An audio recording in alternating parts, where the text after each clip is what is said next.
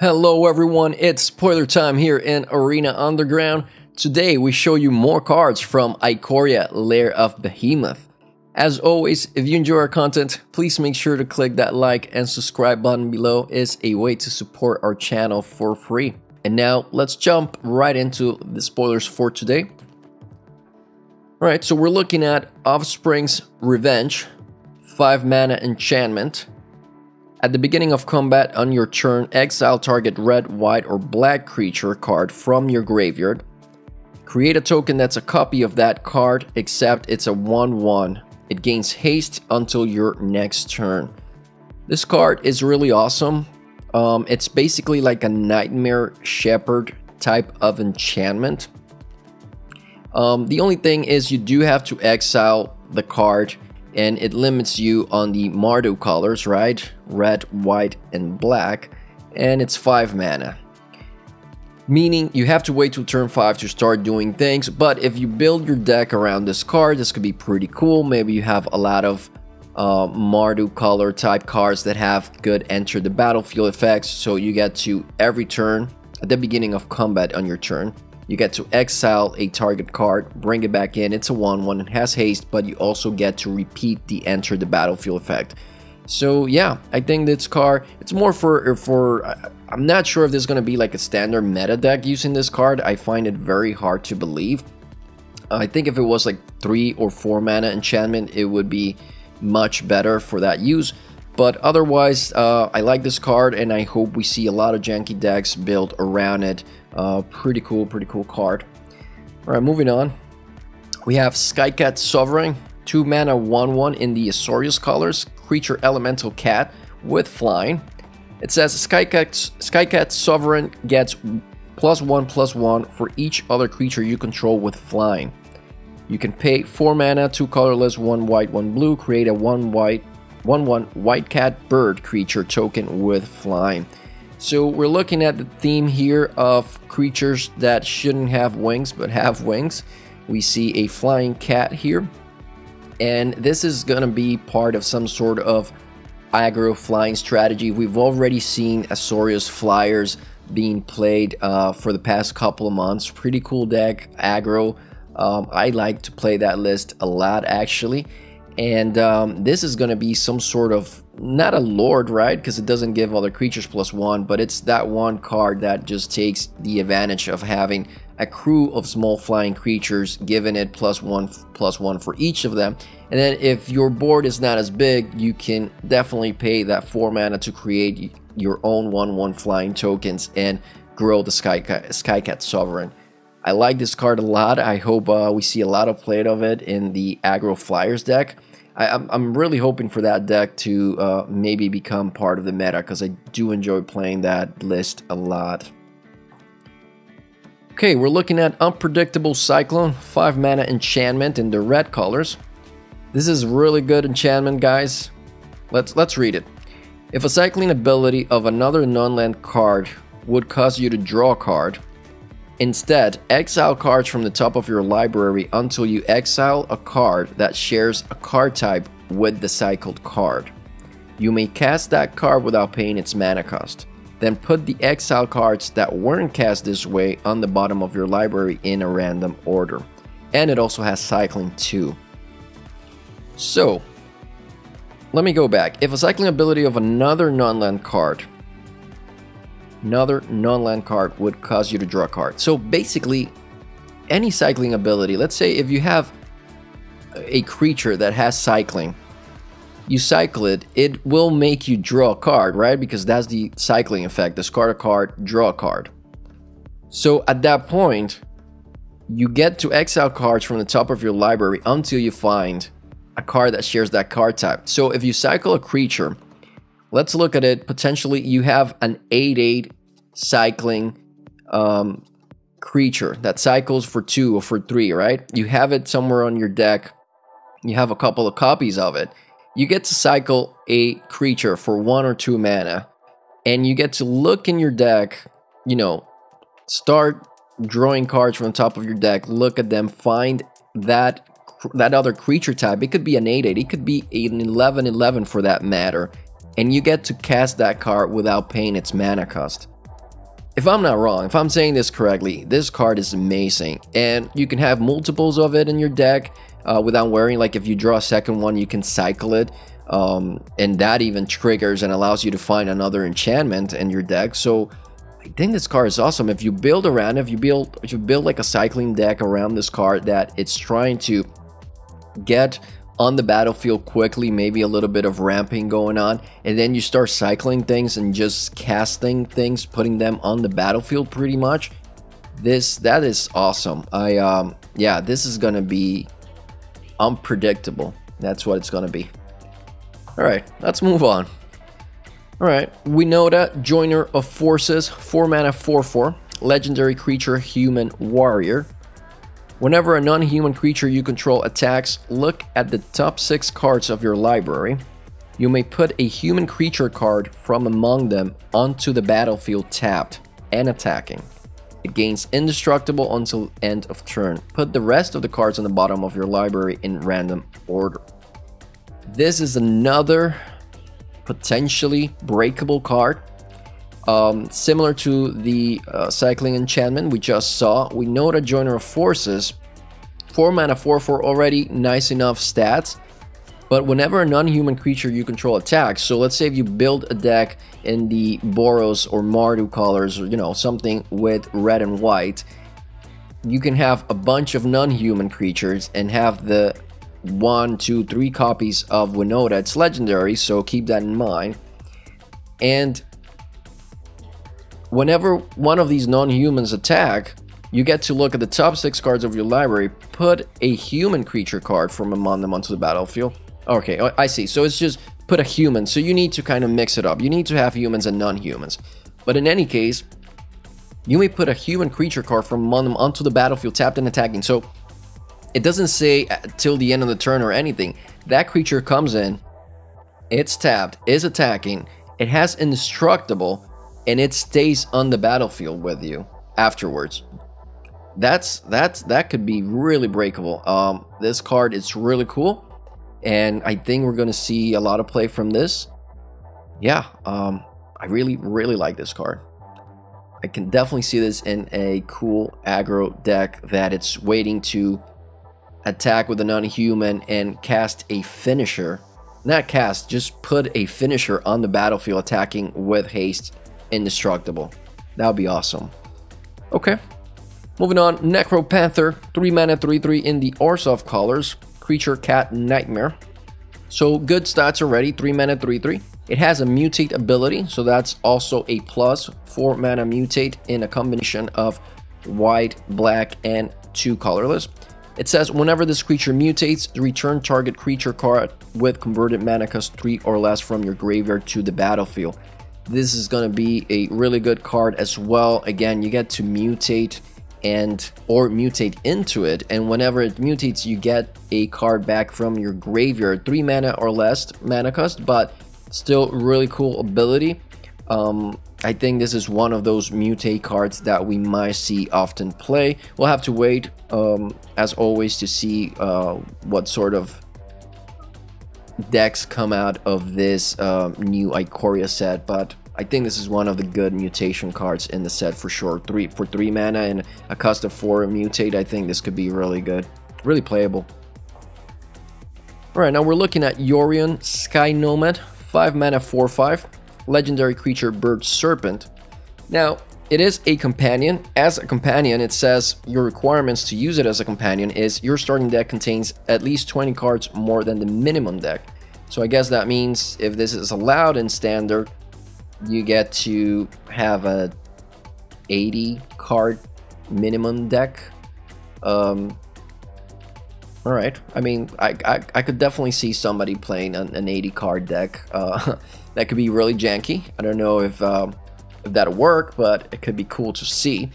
So, but otherwise, as a 5 mana 4/5 with flying, I think Yorion is pretty cool, and it has a nice, interesting effect. When Yorion enters the battlefield, exile any number of other non-land permanents you own and control. Return those cards to the battlefield at the beginning of the next end step.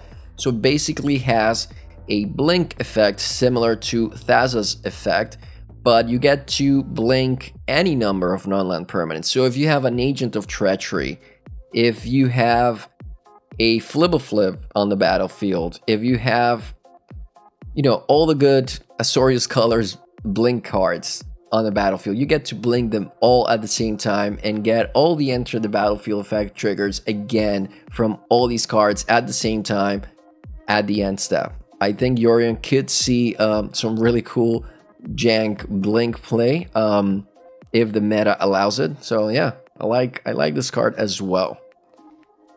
All right, now we're looking at Slippery Bongbunder. Also, apologies, we're going a little fast. We have a couple more cards than the usual. Today, instead of 10, we're doing 14, and I think we're going to do 14 tomorrow as well, just to finish off the conversation about the spoilers. You know, there's a lot of cards. We're not going to be able to talk about all of them, but, you know, that's what I mean. All right, Slippery Bongbunder, 4 mana, 3/3, creature, human, druid, flash hexproof. That's already really good. 4 mana, flash hexproof creature. It's nice. Then it has the effect that says when Slippery Bongbunder enters the battlefield, put a hexproof counter on target creature. Then move any number of counters from among creatures you control onto that creature. Right? So I think Slippery Bongbunder is pretty awesome. Let's think about it this way. For example, well, it's nice already to have it in your maybe Simic Flash list, because you flash this in, you get to put a hexproof counter on something like maybe a Night Pack Ambusher to protect it. And then the other part of it says, then move any number of counters from among creatures you control into that creature. Could be really good. For example, if you have your opponent at a low life total, you just need to pass through that last attack through your opponent's blockers. You might be able to flash this in at the point of attacking, or maybe at the end of the turn of your on your opponent's turn. Flash this in, give something hexproof, and then hopefully you have maybe some trample counters on the battlefield. You get to move those trample counters to the biggest creature on your side of the board, and then attack with everything next turn, passing through your blockers. That could be a really good option for Slippery Bongbunder as some sort of finisher that moves all your counters to the one flying, evasive, trampling creature that you have. So yeah, I think this could be a really cool, surprising card in the meta, and yeah, I hope to see this being played. All right, now we're looking at a common, Light of Hope, 1 mana in the white colors, instant speed. Yeah, this is a cool card. As a common, choose one option, so you get 3 options for 1 mana. Well, you get to choose one of these 3, of course. One is you gain 4 life, then destroy target enchantment, or put a 1/1 counter on target creature. I think this is a really cool card that we could see maybe in some sideboards, maybe in some main decks. But basically, at instant speed for 1 mana in the white colors, you get to protect yourself from maybe an aggro deck by gaining 4 life. You can destroy a target enchantment. If you know, if enchantments are a thing, for 1 mana destroy an enchantment, I think that's really good. And if either of these don't work for you, you can still put a 1/1 counter on a creature. So I think this is a nice common card that could see play in standard. Okay, now we're looking at Serrated Scorpion, 1 mana 1/2, creature Scorpion. As a 1 mana 1/2 with like not flying off death or dash touch, this isn't great. But then if you read the effect, it says when Serrated Scorpion dies, it deals 2 damage to each opponent and you gain 2 life. So basically you drain your opponent for 2. So that's why this card is being shown here. I really like this card for some sort of aristocrat strategy. It's a 1 mana creature, so you can return it to the battlefield with a lot of these new effects that are coming out. Because it's 3 mana or less, which is again a lot of the effects that these cards have, where you get to return these creatures back to the battlefield, and every time it dies you get to drain your opponent for 2. So if you're playing aristocrats, you sacrifice this card, you drain them for 2, you bring them back from the graveyard potentially next turn, you sacrifice it again, you drain them for 2 again. This could be a really cool card, again in some sort of aristocrats strategy. Alright, moving on, we see Wingspan Mentor, 3 mana 1/3, creature, human, wizard. When Wingspan Mentor enters the battlefield, put a flying counter on target non-human creature you control. It also has the effect where you pay 3, tap it, put a 1/1 counter on each creature you control with flying. So this is another really awesome card that we could see play in some sort of aggro flyer strategy. I could picture this right now. Because of the cost being a 3 mana 1/3, that in order for you to use the tapping effect, which is the best one to put a 1/1 counter on all of your flying creatures, you have to wait a turn, right? Because you play it right now, comes into the battlefield, but you cannot tap it, right? It has summon sickness, so you have to wait a turn to tap it and put the 1/1 counters. So that's a little bit of a drawback. So I see maybe 1 or 2 copies of this in the deck, no more, because of the drawback. But otherwise, also the enter the battlefield effect, which puts a flying counter on a non-human, it's pretty cool. So this could also be played in a deck where you have some big creatures, some big mutating creatures that don't have flying. You get to play this, put flying onto that creature, maybe attack with double strike, etc. So yeah, I think this card will see some play in standard as well. I like this card, and hopefully it can fit in that aggro flyers deck. Alright, now we see Hunted Nightmare, 3 mana 4/5 with Manits. Those are awesome stats right away. I think this card, like, you look at it and you're like, wow, 3 mana 4/5, that's awesome. Now the drawback is, it says when Hunted Nightmare enters the battlefield, target opponent puts a death touch counter on a creature they control.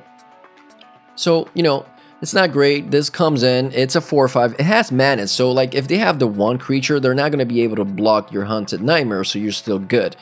But if they have more than 1, you give one of, they have, you know, they put a death touch counter on one of them, they could potentially just kill your Hunted Nightmare when you try to attack.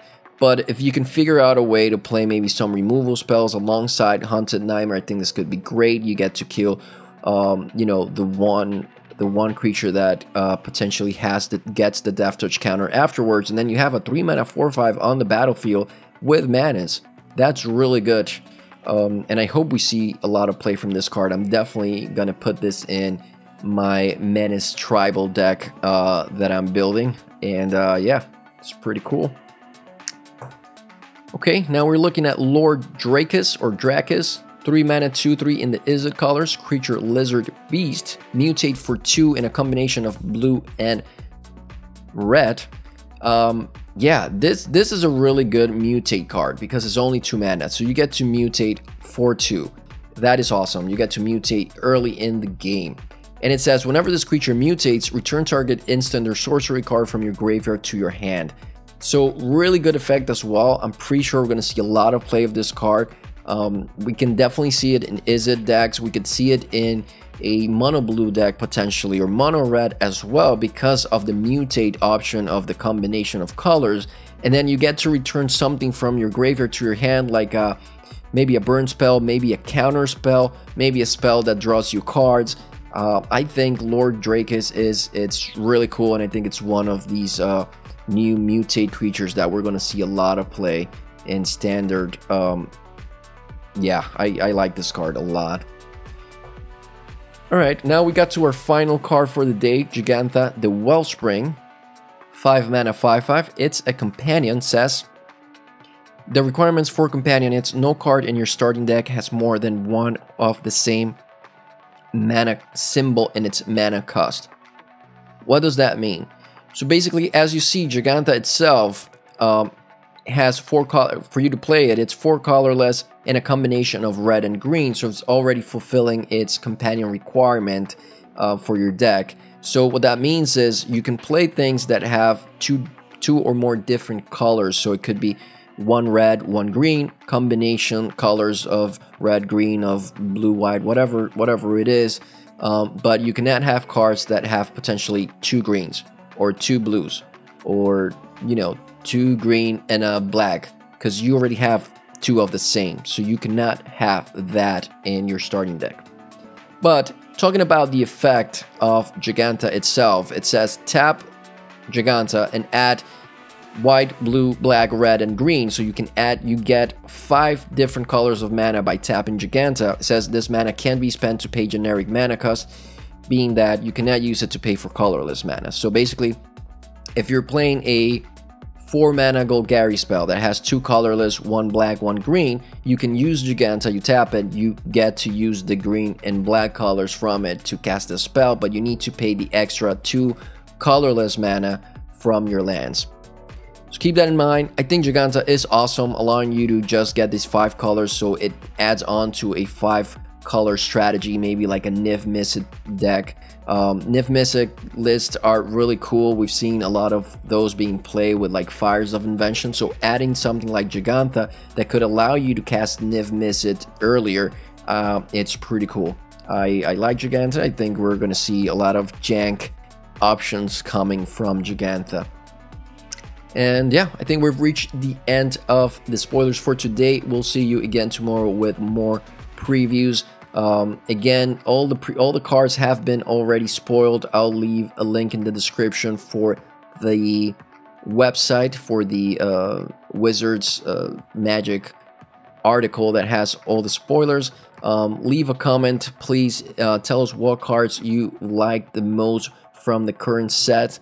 And yeah, I think I'll also leave a link. We have some videos of Azorius or blue-white flyers, which I've talked a lot about in this video. So I'll leave some links in the description. And that's all for today. We'll see you in the next video. Have a good one.